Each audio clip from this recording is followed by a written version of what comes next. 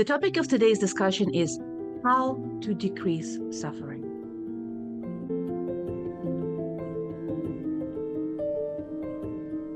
Hello, everybody. My name is Dr. Francheska Perepletchikova. If you enjoyed the content of this channel so far, please like and subscribe. The topic of today's discussion is how to decrease suffering. Well, first, let's delineate what is the difference between suffering and pain. Pain is a natural part of life. Whether we want it or not, challenges come our way, and there are two main sources of these challenges when we have to do what we don't want, such as having to go to school, having to do chores, having to do homework, and we don't get what we actually do want. For example, not getting a coveted position, not being able to go to a party, not having enough money to buy what we want. We experience these challenges as pain because they bring with themselves uncertainty. And our sense of safety does not like uncertainty. Our sense of safety wants certainty and predictability. Well, whether or not we like it, we still have them. And there is another side to it, which is we can only learn from facing and solving a problem, or at least learning from the experience of solving that problem. And only that can get it, can get us to the level of mastery that we want, can increase our knowledge. And whether or not we are happy about this, that's how life is. When we're laying somewhere on the beach, that's wonderful, that's enjoyable, and we need it to indeed balance out our hectic life. However, we don't learn anything. So pain is a natural part of life. However, suffering is not. Suffering is self-inflicted. Now, suffering comes also from two sources. Everything has two sides by the principles of dialectics. There are two main sources, which are not accepting pain and merging who I am with what I do.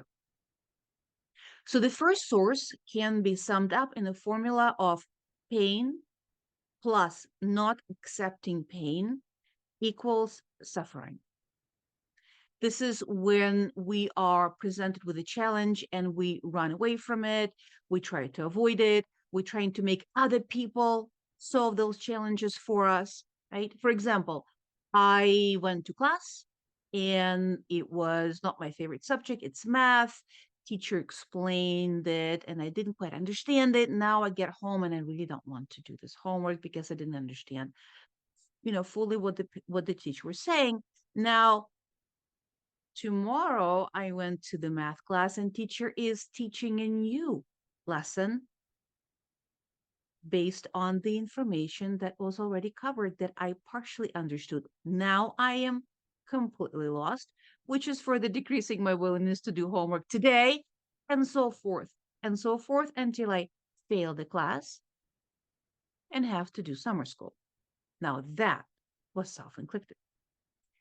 So the first source was pain plus not accepting pain equals suffering.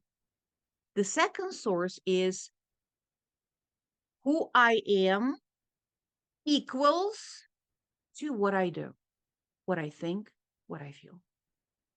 This one requires a little bit more of an explanation. Like everything else in life, our existence is also dialectical, consists of conditional side of the existence and the unconditional side of the existence.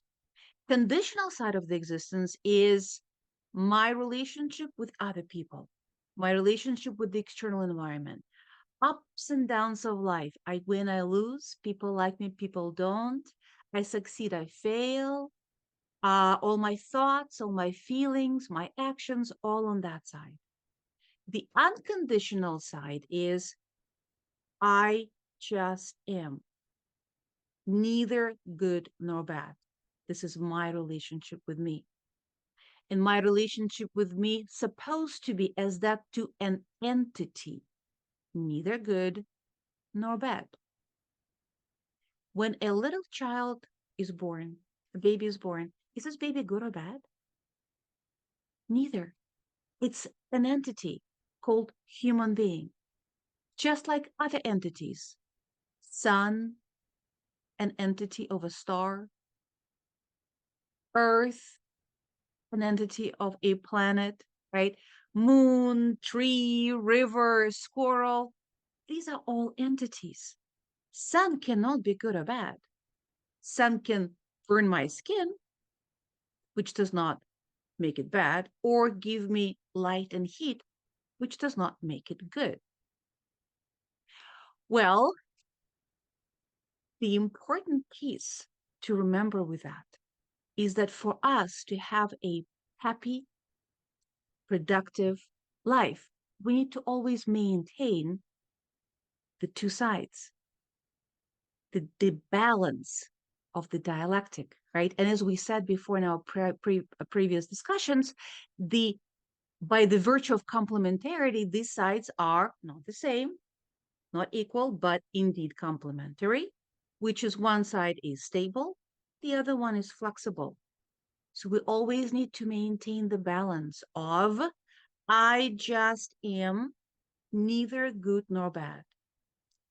And I can win or lose. I can succeed or fail. People like me, people don't. Win, lost, win, loss, the natural life. And end. That is the synthesis.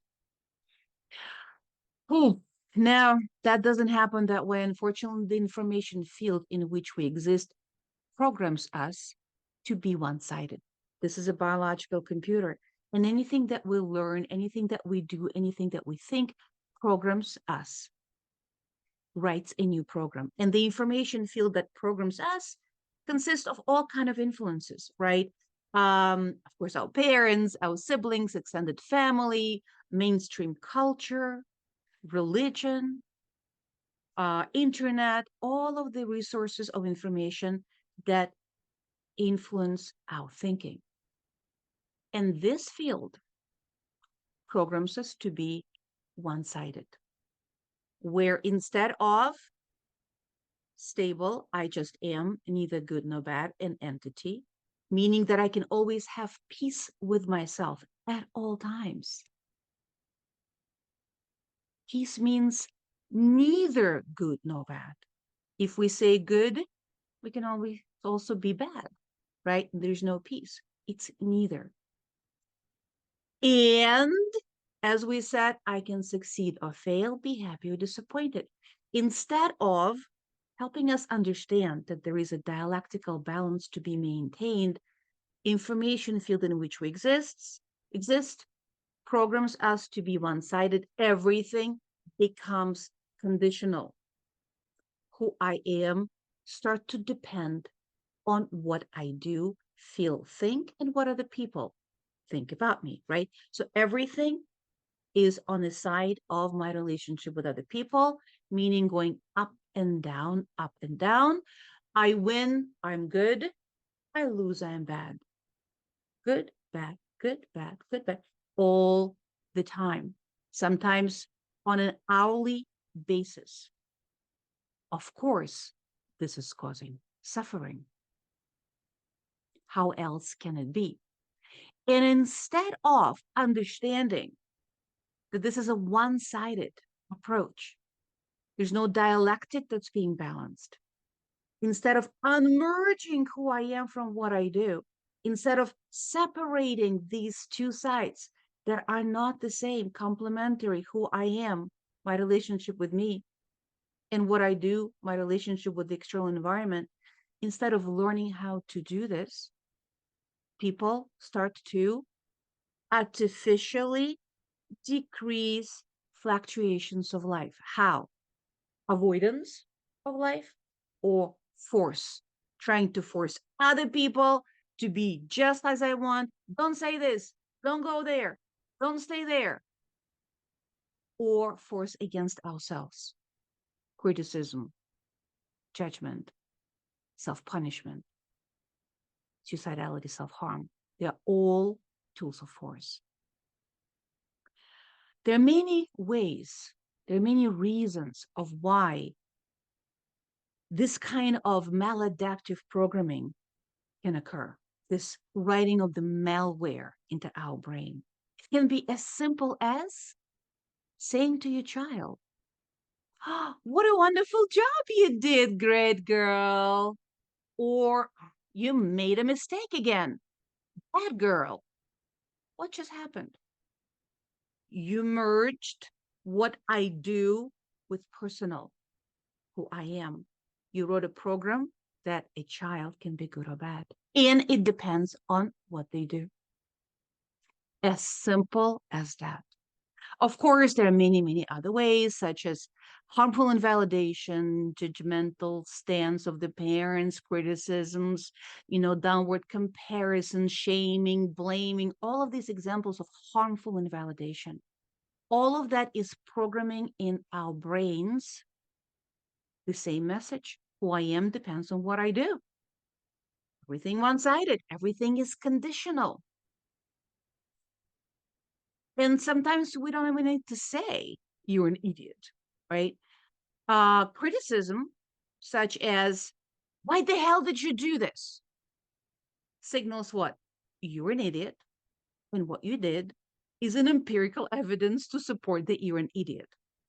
You see, harmful invalidation is invalidating not only the response, the behavior, the thought, right? It also invalidates on a personal level and merges them together. To decrease suffering, therefore, we need to, on the conditional side of the existence, accept pain, accept challenges, not run from them, but learn from them. And on the unconditional side, learn how to treat yourself as that of an entity, neither good nor bad. Easier said than done, of course, I understand. And this stance, especially the second one, right? I just am, neither good nor bad, is critically important for achieving a capacity of non-attachment to outcome that we discussed in prior videos. We said, oh, it's wonderful to have that concept, non-attachment to outcome. Now it's great to know what to do while gaining a capacity to do it. It's a separate process. And treating yourself as an entity indeed feeds into that capacity because, of course, if my relationship with me is predicated on what I do, how am I supposed to be not attached to the outcome? How to learn to treat yourself as an entity is a journey of discovery that I hope you'll take with me in watching the videos and also taking the courses. If you enjoyed this video, please like and subscribe. If you're a parent and you would like to take a parenting course with me, or if you're a clinician and you would like to take a clinician's workshop, please look at the description below. There's all kind of information there. I hope to see you again soon. Bye.